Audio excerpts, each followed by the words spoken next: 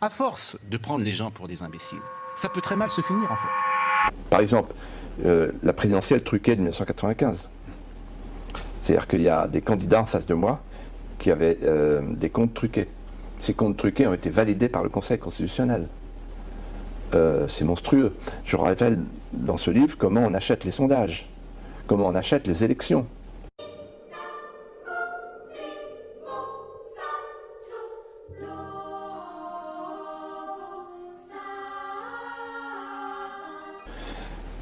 Il faut savoir que la France soutient, c'est grave ce que je dis, la France soutient Al-Nosra et une autre organisation salafiste.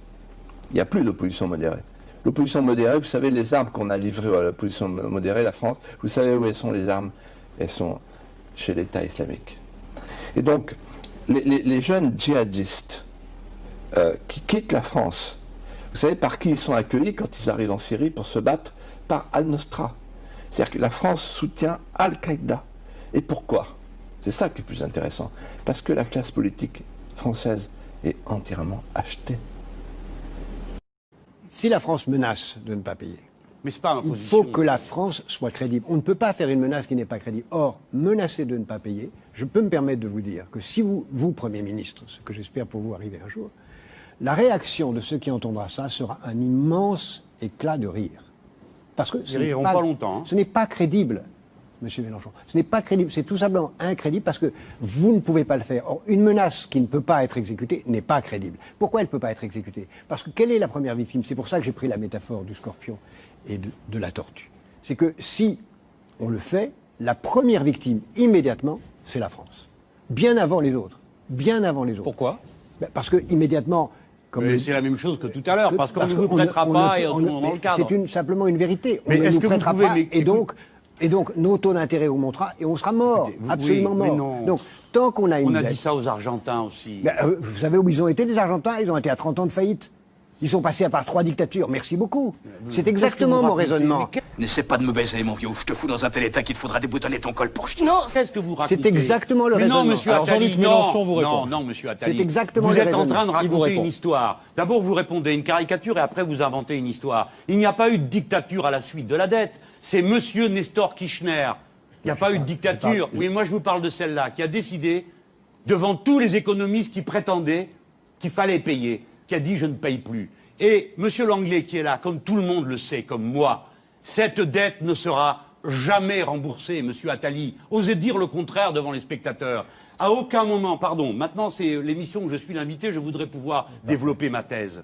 Cette dette ne sera jamais payée. À aucun moment, jamais dans l'histoire, des dettes de cette ampleur n'ont été payées. De la même manière que jamais les États-Unis d'Amérique ne solderont la masse de dollars qu'ils ont mis en circulation et qui ne correspondent à aucune valeur matérielle. Par conséquent, le monde entier est menacé par ce fait-là, à l'intérieur duquel se pense la politique des Français et la politique de l'Europe. Cette dette ne sera jamais payée. Monsieur, plus on essaye de payer cette dette et moins on y arrivera. Ce qui veut dire que vous allez ruiner tous ceux qui ont prêté à l'État, y compris les Français. Attali, la moitié des Français. Monsieur Attali, je ne veux pas, n'offensez pas votre propre intelligence. Nous parlons d'histoire. Tu vas pas me lâcher, toi, hein? Non, monsieur. Bon. Alors je me demande ce qui va me prendre le plus de temps. Te taper à coups de pelle et traîner ton corps dans les bois pour l'enterrer, ou t'écouter. Sois bref. D'abord, les déplacements pour motifs de promenade ou activité physique en extérieur seront désormais permis dans un rayon de 20 km et pour 3 heures. De 20 km et pour 3 heures. Nous, on a Bernard-Henri Lévy, Jacques Attali, Alain Minc, le cercle de la raison, la mondialisation heureuse, l'homme nomade, Bernard-Henri Lévy, qui, avec l'idéologie française en 1981, a expliqué la France charrie des vomissures barbares, comme les diables de feu crachent des flammes rougeoyantes. Alors vous admettez l'existence du diable? Ah, jamais l'existence du diable. Et comment? Bien sûr, jamais l'existence du diable. Mais je dis que le diable, on n'aura quand même pas perdu notre soirée complètement. Il reconnaît l'existence du diable. Il faut qu'elle s'excuse, la France. Il faut qu'elle ait honte d'elle-même. La France est le seul pays au monde où on n'a pas le droit d'aimer la France. La France est le seul pays au monde où on n'enseigne plus l'histoire de France. La grande, la belle, celle des mythes. Un pays qui n'a plus de compteur et qui n'a plus de contour, il est voué à disparaître. Si on a un marché mondial sans État mondial régulateur, alors on aura le chaos inévitable qui est une très forte concentration des richesses à laquelle on assiste déjà. Les hommes politiques, eux, se pavanent dans les médias, dans les instances de marketing, pour construire leur profil, dessiner leur parcours. Sarkozy et Hollande compris? Ah mais Sarkozy et Hollande, c'est emblématique. Le fin du fin. Une sous-allocation des ressources, c'est-à-dire beaucoup de chômeurs, des mouvements considérables de population, aucune justice sociale, aucune répartition des ressources, aucune capacité de maintenir le droit et les arbitrages. Comment se fait-il que les banques continuent de nous prélever? Comment se fait-il qu'un assureur se permette de venir voir un de nos adhérents et lui dise que s'il réfléchisse bien, parce qu'il a la perte d'exploitation pour l'épidémie, et que s'il se suicidait, il toucherait plus? Est-ce que vous croyez que c'est normal?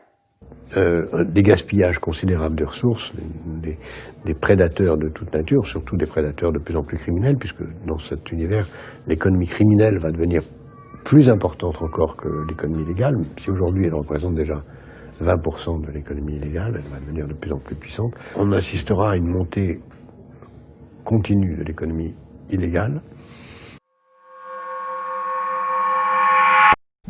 Donc moi je dis, essayons de faire demain ce qu'on a fait du temps des hussards noirs de la République, par exemple. C'est pas de la nostalgie quand je dis, c'est quelque chose que vous comprenez, vous, forcément. Ben oui, un pays qui a plus sa souveraineté, il meurt. Alors, retrouvons la souveraineté, c'est pas se tourner vers le passé, c'est se tourner vers les valeurs de la survie. Etc., etc. Et donc, on aura de plus en plus un marché qui va dominer, entraînant une concentration des richesses, une inégalité croissante, une priorité absolue donnée au court terme et à la tyrannie de l'instant et de l'argent, jusque et y compris, au fond, au bout de la route, la commercialisation de la chose la plus importante, c'est-à-dire la vie, la transformation de l'être humain en un objet marchand, lui-même devenu un clone et un robot de lui-même. Je ne crois pas que les crises soient cycliques. Permettez-moi de rappeler que de 1945 à 1972 ou 13, il n'y a jamais, ça fait près de 30 ans, jamais eu de crise financière. Pas de crise cyclique. On savait faire. On a méthodiquement cassé tous les régulateurs qui empêchaient ça depuis. Et maintenant, nous avons retrouvé une grande crise cyclique tous les 4 ou 5 ans, c'est vrai. Tous les 4 ou 5 ans, ça fait un cycle presque court. Mais ce n'est pas la vraie analyse de ce qui se passe maintenant. Il faut se souvenir de Lehman Brothers à quoi j'ai fait déjà allusion tout à l'heure. Il y a eu en 2007-2008 une explosion mondiale terrible qui a commencé aux États-Unis avec une explosion dans l'immobilier. On avait trop prêté sans faire attention aux conditions dans lesquelles on prêtait. Il y avait même une prime supplémentaire, la subprime, et ce système bancaire a fait une bulle, a complètement explosé. Ça a dégénéré et ça a entraîné une faillite générale qui, avec la faillite de Lehman Brothers et un millier de banques américaines quand même, a entraîné un début de récession mondiale. On a eu moins 3% du PIB en 2009. C'était une crise de la finance purement privée. Depuis 4000 ans, chaque société trouve que les dettes augmentent plus rapidement qu'elle ne peut les rembourser. Le problème, c'est que ces sommes sont dues à une petite oligarchie de 10% de la population en haut de l'échelle. Il faudrait annuler la dette envers cette minorité, mais ce n'est pas ce qui se profile. C'est elle qui décide. Elle préfère priver les 90% de la population du droit de vivre que de se priver de l'argent qui lui est dû. Elle préfère dépouiller la planète et décimer la population pour être payée plutôt que de renoncer à son dû.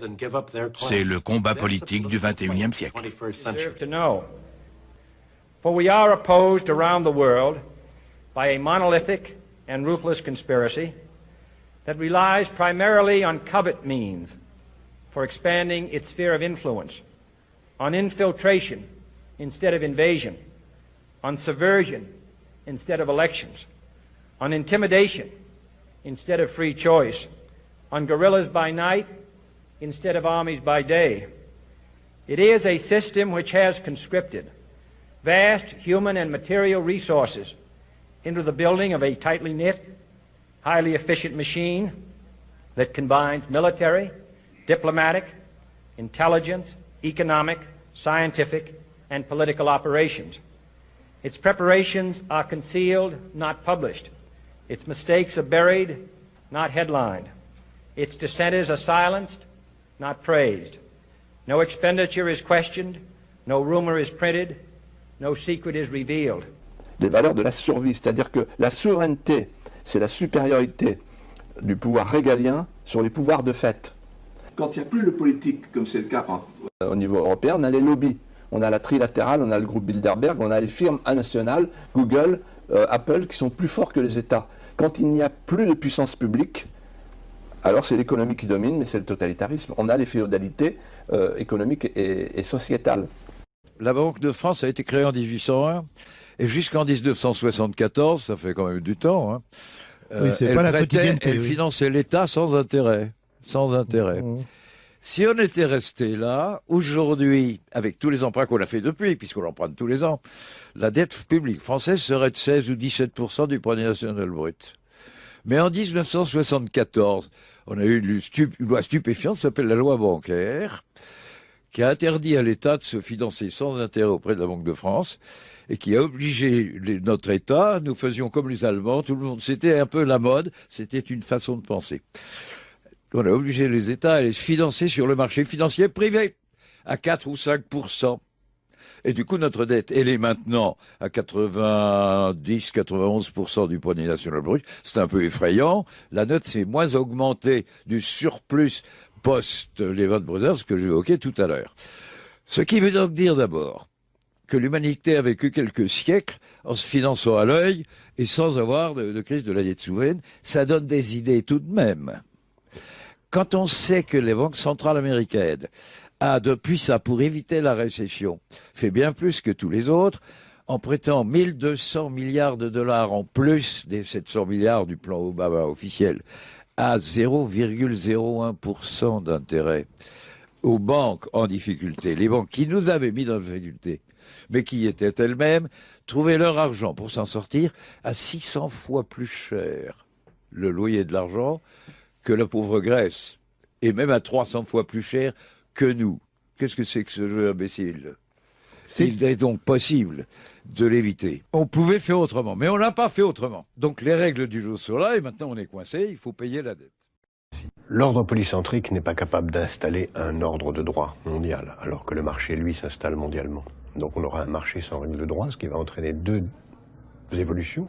La première, c'est que le marché va s'étendre à des secteurs pour lesquels jusqu'à présent il n'avait pas accès, tels que la santé, l'éducation, la justice, la police, les affaires étrangères.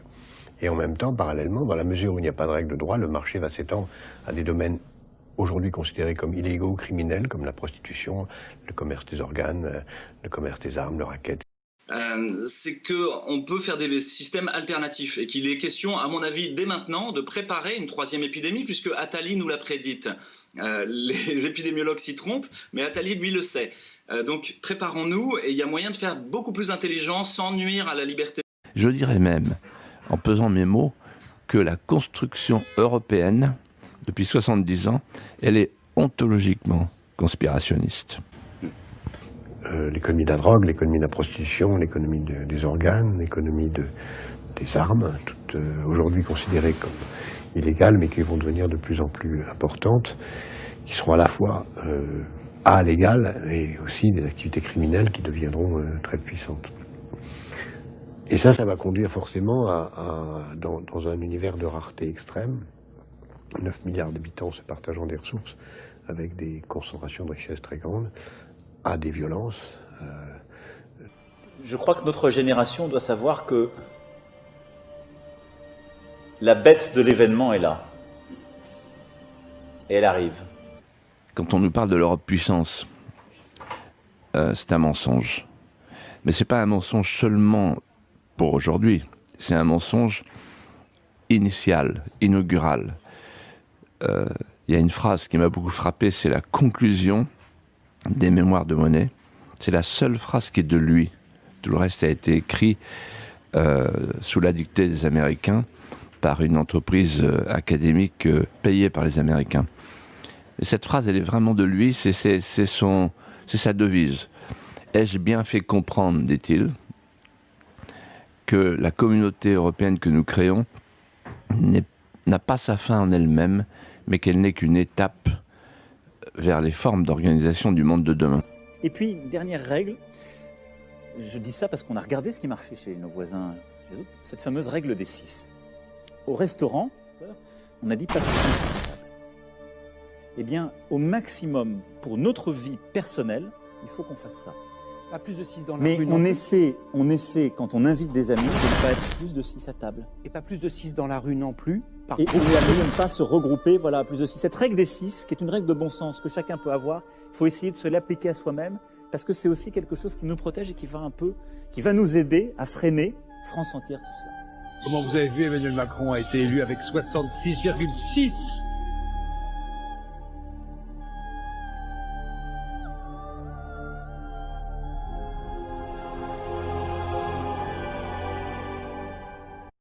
Parce que le rêve des élites post-nationales de la fusion des nations s'est désintégré dans le cœur des peuples parce qu'il s'est brisé sur le réel, parce qu'il était tramé dans un tissu de mensonges. Est-ce que vous savez pourquoi le chiffre 666 est associé au mal ?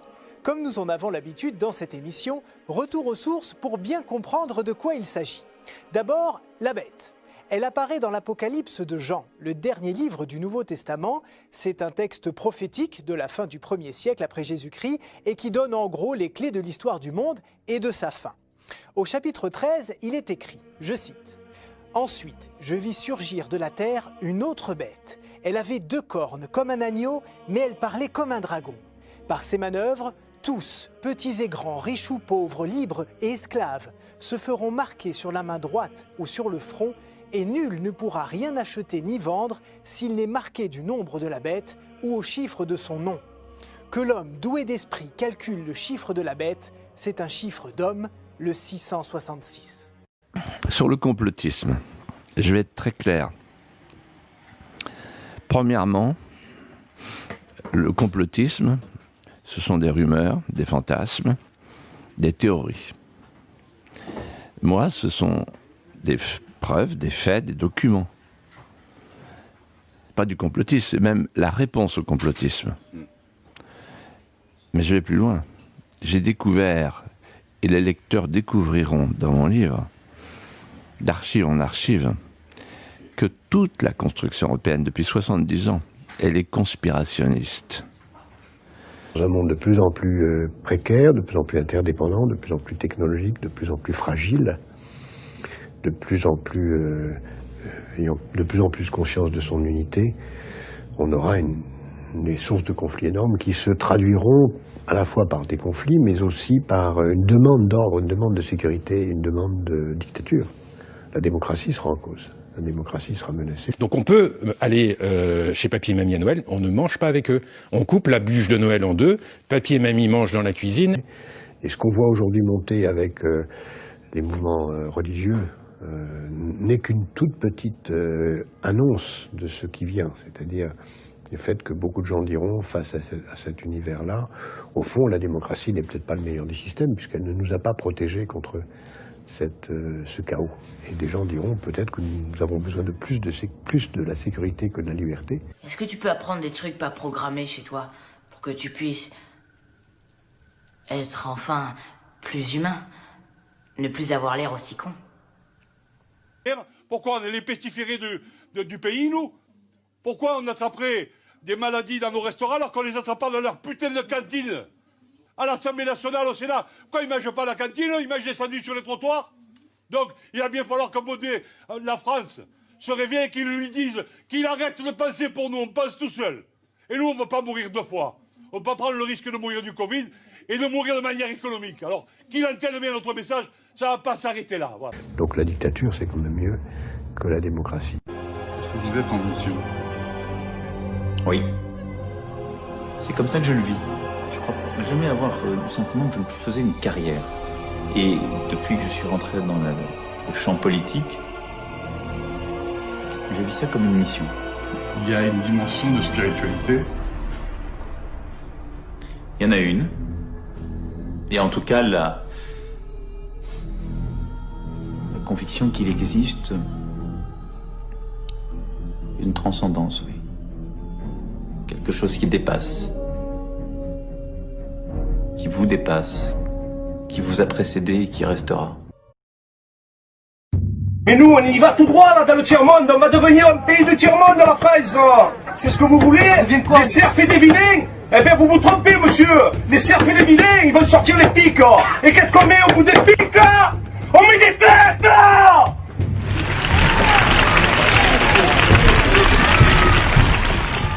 Et qu'est-ce qu'on met au bout des pics, là?